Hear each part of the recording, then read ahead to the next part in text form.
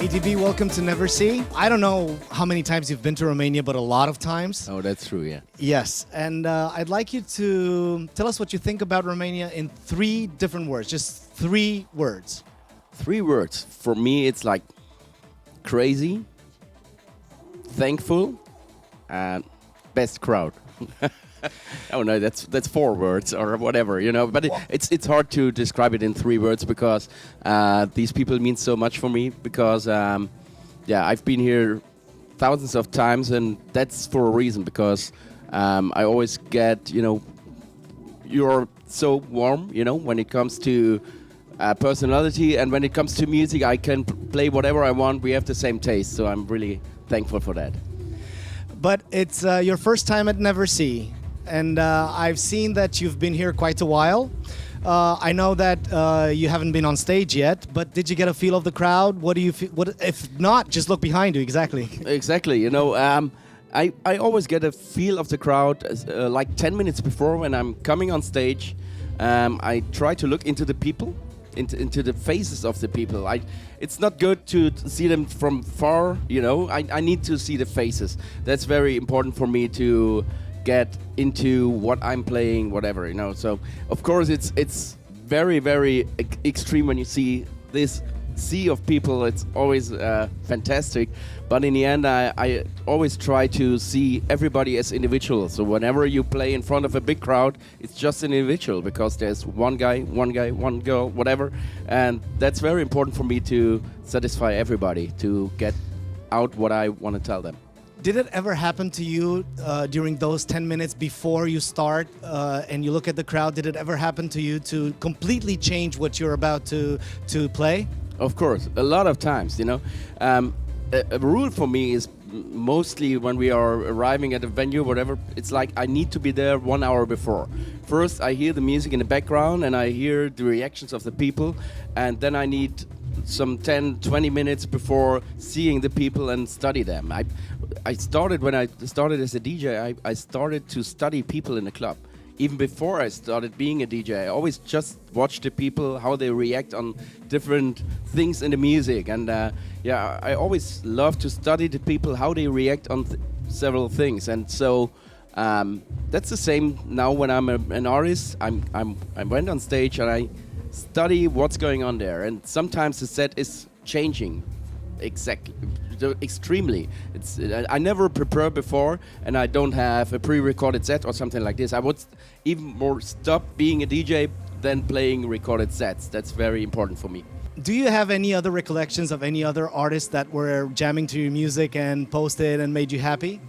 I think I'm very sure that there are a lot of these things. You don't get all of these things, but when you see something like that, it was by an accident. I just get the video and I was like, what's going on there? And of course I'm happy about that. This song is like 22 years old now, or 23, and it's still around, and whenever this melody is opening, it's like people are still screaming or crying, whatever, the melody is never dying. I always say that's a never dying melody, and I'm kind of proud that I created it, and of course that's a kind of compliment. Are you going to play it tonight? Let's see. I'm pretty sure. Yeah, me too, I know. Yeah. But what are some other non-dance music artists that you really like? Oh, there are a lot of, there's one that's my number one right now at the moment, and for a long time, it's Malone. I really love his stuff. It's like, I always say the kind of music he's doing in the background is like always a little bit transy, I would say, but the beats are great and I love his voice. I really love Post Malone, and there are a lot of other stuff. There are even a lot of other stuff I don't know the name. I very often I listen to music that I don't know the artist or whatever, because I'm not interested, or I don't know. It's just you hear it in the background, but fall in love with the track. But I fall in love with the music and not with who made it, whatever. In all these times that you've been to Romania, thousands maybe, I don't know, but many times, have you learned anything in Romanian? Do you know any Romanian words? to be honest, no. It's a very, very hard language to learn or to It's pretty speak. different from yours. To be honest. German is hard as well. That's what I think, But I think it's sometimes when I listen to people, it always sounds for me a little bit like Italian. It's a very nice language. I love to hear it because it sounds gentle. I don't know why it is, and it's good for music as well. You actually have a very good ear because it's a Latin language. We are a Latin country surrounded by Slavs, so we're pretty exotic for the area. Yeah, very exotic. It's one of the It's very rare to have a Latin language here. Yeah. Yeah, it's unique actually. Yeah. Do you want me to teach you anything to tell the crowd tonight? Do you want to learn something really fast? Well, what means I love you? Te iubesc, or if you want to say to Te the crowd, iubesc. or vă iubesc. Vă iubesc. It sounds a little bit like you're the best. So maybe I can. If you remember that, they will totally go crazy. Vă iubesc. Vă iubesc. That's it. Okay. In your opinion, what is the best song ever for having sex? Oh.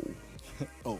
You sounded like a little bit like general, Barry White I can there. tell you what, but that's very private. I never talk about private things, but I can tell you one thing. I really don't like music to sex. Wow. Is that strange or not? No, that's private. So, but that, the circle is getting very thin, I can't tell you. And, any other way, I think everybody should have his own feeling about that, I can't tell you, everybody have his own song.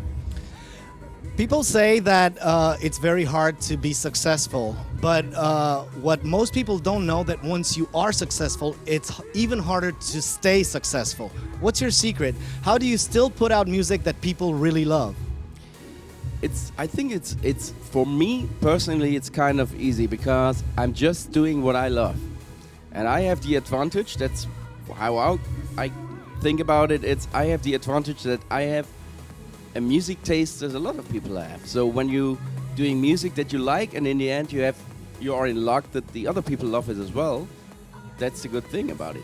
But you have to stay with yourself. That's very important. I never try to do what other people do. A lot of times I get the question, do you listen to that, or you want to have a song like that, whatever. I don't do that. I always, when I'm in a studio, I want to do my own stuff. And this is kind of hard on the one side because record companies don't like that. They always want to have the stuff that everybody's playing, that is right now very successful. But I don't do that. I just do the music from my heart and my taste. For more important for my taste. And I'm in luck that a lot of people have the same taste, and maybe that's the secret. Yeah. You travel a lot, and traveling for you means a lot of time spent in planes and in airports. How do you not get bored? What's your secret? Do you play games? Do you watch series? I don't know. There is no secret. It's still boring. No, I would say I never, when I'm at home, I never watch, movies or things like this on Netflix. But I'm doing in the plane, so that's a good thing to get over 8 hours. Whatever you have an overseas flight, it's for me the best thing is to watch some movies. So that's the best thing, or sleep. Try to sleep. What's the last series that you've seen? Right now, I watched *Handmaid's Tale*. That's really good. You should.